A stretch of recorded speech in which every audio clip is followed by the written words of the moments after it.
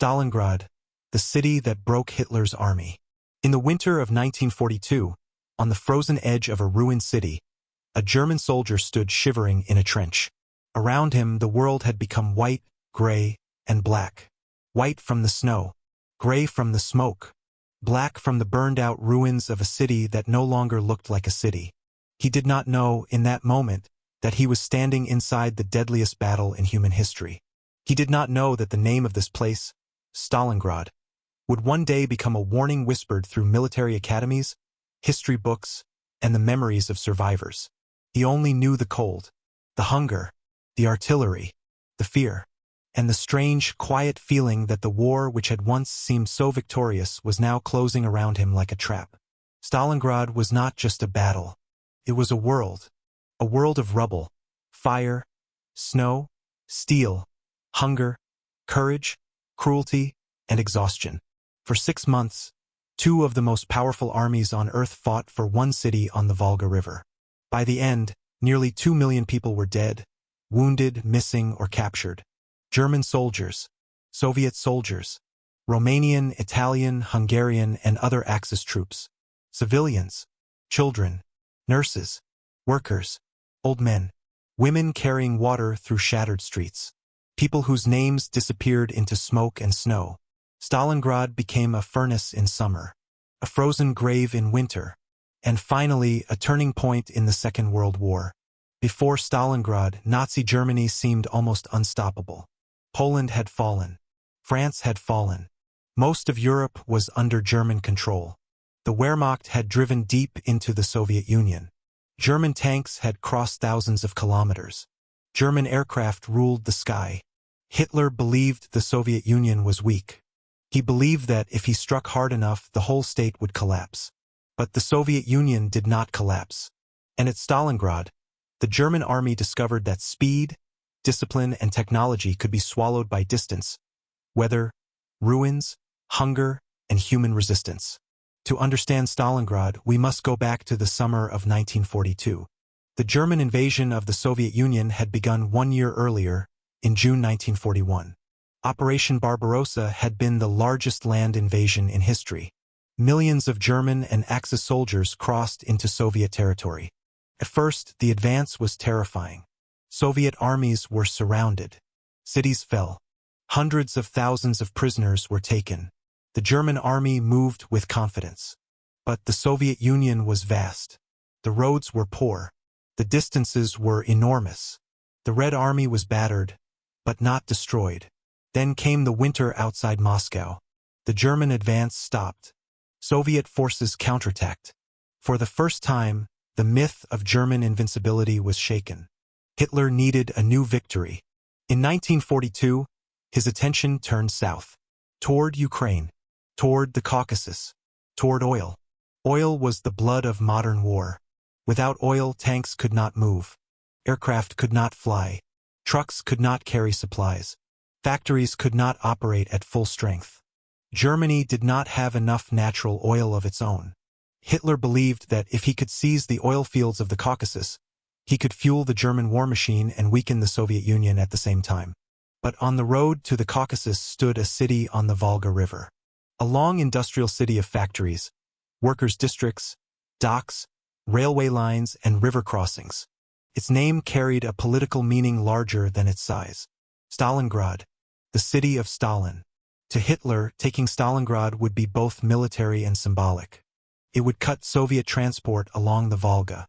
It would protect the flank of the German advance into the Caucasus. And it would humiliate Stalin by capturing the city that bore his name. To Stalin, losing it was almost unthinkable. So the city became more than a point on a map. It became a test of will. A place where two dictators, two armies, and two systems refused to give way. In August 1942, the German Sixth Army advanced toward Stalingrad. It was one of the strongest armies in the world. About 270,000 German soldiers formed its core. They were trained, disciplined, experienced, and confident. Many had fought in Poland, France, and earlier campaigns in Russia. They had seen victory again and again. Their commander was General Friedrich Paulus. He was intelligent, careful, and professional. He was not a wild battlefield commander. He was a staff officer, precise and disciplined, a man who believed in planning and obedience. Now he had been given a mission that seemed possible. Take Stalingrad. Secure the Volga. Help open the road to the Caucasus oil fields. The German soldiers believed the battle would be difficult, but not impossible. They had seen what their aircraft could do. They had watched Soviet armies retreat before. They believed that once the city was bombed and surrounded, it would fall. Above them flew the Luftwaffe. German aircraft filled the sky. Bombers, fighters, and Stuka dive bombers roared over the steppe. The Luftwaffe had already played a decisive role in earlier German victories. In Stalingrad, it would begin with destruction on a scale that few cities had ever seen. On August 23, 1942, the sky over Stalingrad filled with German bombers. It was late afternoon. Many civilians were still in the city. Some were returning from work. Some were preparing food. Children were in courtyards. Families were inside apartments. Workers were in factories. The sound of engines grew louder. Then the bombs began to fall. First came incendiary bombs. They were designed to start fires. They fell across wooden buildings, factories, homes, and streets. Flames spread quickly. Then came high-explosive bombs. Buildings did not simply burn. They collapsed. Walls shattered. Roofs vanished. Glass and brick flew through the air. The city filled with smoke so thick that people could not see the streets in front of them. Fires merged into firestorms. The heat became unbearable. Asphalt melted. Wooden districts burned like paper. People ran toward the Volga, toward basements, toward shelters, toward anywhere that seemed safer than the open streets. But there were too many bombs. Too much fire. Too much smoke. In the first week of bombing, tens of thousands of civilians were killed. Many died in their homes. Many died in the streets. Many died trapped in shelters where smoke entered and oxygen disappeared. Others died trying to reach the river. The Volga became a place of hope and death at the same time. Those who could find a boat tried to cross. Some tried to swim. Parents carried children. Families held pieces of wood to stay afloat.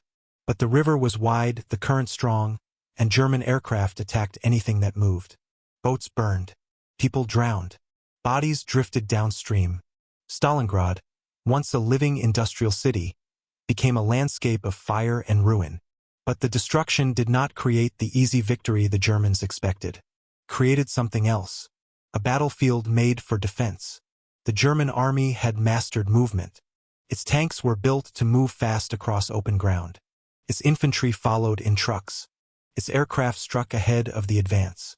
This method had succeeded in Poland, France, and much of the Soviet Union. But in Stalingrad, the city itself changed the rules. The streets were blocked with rubble. Collapsed buildings stopped tanks.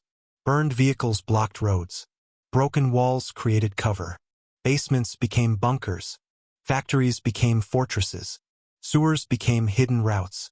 A destroyed city became a defensive weapon. Every building could hide a machine gun. Every window could hide a sniper. Every pile of bricks could conceal a soldier with a grenade. Every basement could become a command post. Every stairway could become a death trap. The Germans had bombed Stalingrad into ruins. But those ruins helped the Soviet defenders.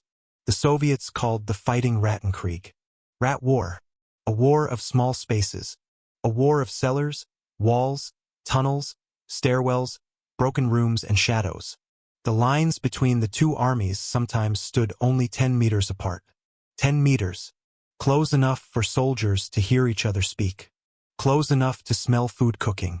Close enough to throw grenades from one room into another. Close enough for war to become personal. At this distance, artillery and aircraft became difficult to use. A bomb might kill the enemy, but it might kill your own troops too. The German advantage in air power became less decisive. Tanks could not race through rubble. Infantry had to clear the city room by room, house by house, factory by factory, street by street. One German soldier later wrote that they were fighting not for cities or territories, but for a kitchen, a staircase, a wall, a single room. This was not the kind of war Germany had expected. It was slow, bloody, exhausting, and it favored the defenders because the defenders knew the ruins. Soviet soldiers learned to move through basements, sewer tunnels, trenches, and holes blasted through walls. They appeared behind German positions. They attacked at night. They threw grenades into rooms. They vanished into rubble. They used Molotov cocktails against tanks. They used knives, shovels, bricks, and anything else when ammunition ran low. If they could not stop the Germans in one large battle, they would slow them with 1,000 small battles. Every meter would cost blood. Every room would cost time. Every factory would become a separate war. The Soviet commander inside the city was General Vasily Chuikov. He was harsh, stubborn, and direct. He understood that Stalingrad could not be defended in the old way. There was no room for elegant maneuvers, no space for retreat. The city had to be held by clinging to the Germans so closely that German aircraft and artillery could not safely destroy Soviet positions. Chuikov ordered his soldiers to stay close to the enemy, close enough that the Germans could feel them. This was brutal but effective. The German army wanted distance, coordination, and firepower. Chuikov forced it into closeness, confusion, and hand-to-hand fighting.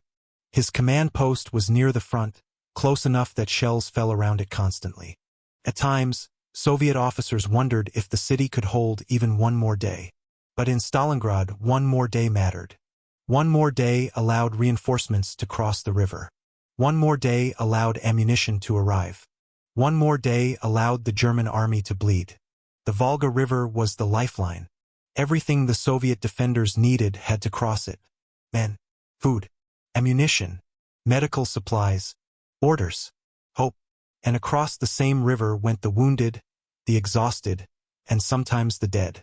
But the crossing was deadly. German artillery watched the water. German aircraft attacked boats. At night, the river glowed with fire. At times, the water itself seemed to explode. Yet the crossings continued. Because without the Volga, Stalingrad would die. One of the most dramatic crossings came on September 14, 1942. By that point, the Germans were dangerously close to the river. In some places, they were only a few hundred meters away. If they reached the Volga in force, the Soviet defenders inside the city could be cut off completely. Supplies would stop. Reinforcements would stop. The battle might end. Chuikov's situation was desperate. His forces in one crucial sector had been reduced to fewer than 1,000 men. Ammunition was nearly gone. Food was nearly gone. The wounded could not be evacuated. German attacks came again and again. The defenders were holding by force of will alone. Across the river, Soviet commanders had one major reserve available: the 13th Guards Rifle Division. It was commanded by General Alexander Rodimtsev. His men were relatively fresh. They were trained. They were badly needed. The original plan was to cross at night, under darkness, when German aircraft would have more difficulty finding the boats. But Chuikov sent an urgent message. They could not wait until night. If help did not arrive immediately, the city might fall. Rodimtsev faced a terrible decision. Crossing the Volga in daylight was almost suicide. The river was wide. The boats would be exposed. German aircraft would see them. German artillery would fire on them. Many men would die before even reaching the city. But not crossing was worse. If the Germans reached the river, Stalingrad might be lost. So Rodimtsev made his decision. They would cross immediately, in daylight, under fire, whatever the cost. The first wave moved toward the boats and barges. The men knew what awaited them. Some were silent. Some checked their rifles. Some looked across the river at the smoke rising over the city. Others said nothing at all. Then the boats pushed out onto the Volga. The crossing took only minutes in theory. But under fire, minutes became lifetimes. German aircraft spotted the boats almost at once. Stuka dive bombers screamed down from the sky. Bombs struck the water. Columns of spray rose into the air. Boats shattered. Men were thrown into the river. Some drowned immediately, dragged down by boots, rifles, ammunition, and heavy uniforms. Others tried to swim, holding rifles above their heads. Artillery joined the attack. Shells exploded in the water. Each explosion sent waves, fragments, and bodies outward. The river became chaos. Burning boats, floating corpses, men swimming through smoke. officers shouting, wounded soldiers crying for help. Rodimtsev's own boat was hit. The explosion killed many around him. Some officers sitting near him were torn apart. Blood covered the deck, the water, and the men still alive. Rodimtsev later said he barely understood what had happened. There was a sound, flash, a strange silence. Then he was in the water. The boat was sinking. Bodies floated nearby. Smoke drifted above the river. Bullets cut the surface. He wore a full uniform, heavy boots, a belt, and a pistol. But instinct took over. He swam. Around him, others swam too. Some helped the wounded. Some carried ammunition boxes above the water. Some disappeared beneath the surface. Shells continued exploding. The Volga, the lifeline of Stalingrad, had become a battlefield. Rodimtsev reached the western bank. He pulled himself out of the water, covered in mud, blood, and river water. There was no time to rest. The battle was only meters away. He gathered the men who had survived the crossing. They were exhausted, soaked, angry. Many had just watched half their comrades die in the river. They did not wait calmly for orders. They moved forward, into the ruins, into the German attack, into Stalingrad. Only part of the division reached the city in the first wave. Thousands died or were lost in the crossing. But the men who arrived helped stop the German breakthrough. They threw themselves into the fighting with a fury born from survival. The city did not fall that day. Stalingrad held. And because it held, the battle continued. The fighting inside the city became a series of legends. One of them was Pavlov's house. It was an ordinary apartment building before the war. But its position made it important. From its windows, defenders could see and fire across a wide area. A small group of Soviet soldiers, led by Sergeant Yakov Pavlov, occupied and fortified it. They turned it into a fortress. Machine guns covered approaches. Anti-tank rifles were placed to fire at German armor. Mines and barbed wire surrounded the building. A trench connected it to Soviet lines, allowing limited supplies to reach the defenders. The Germans attacked again and again. Infantry, tanks, artillery, air attacks. But the defenders held. Day after day, week after week. For 58 days, Pavlov's house remained in Soviet hands. Inside, the men lived with dust, smoke, hunger, fear, and constant shelling. The building shook. Walls collapsed. Rooms burned. But the defenders stayed. The Germans could not ignore it because it blocked movement in that sector. But they could not take it either. Pavlov's house became a symbol of the whole battle. A small group of men, holding a broken building against overwhelming force. Not because the building was beautiful. Not because it was large. But because in Stalingrad, every building mattered. Every room mattered. Every hour mattered. Another legend of Stalingrad was the sniper. In a city of broken windows, shattered walls, and long sight lines between ruins, snipers became terrifyingly effective.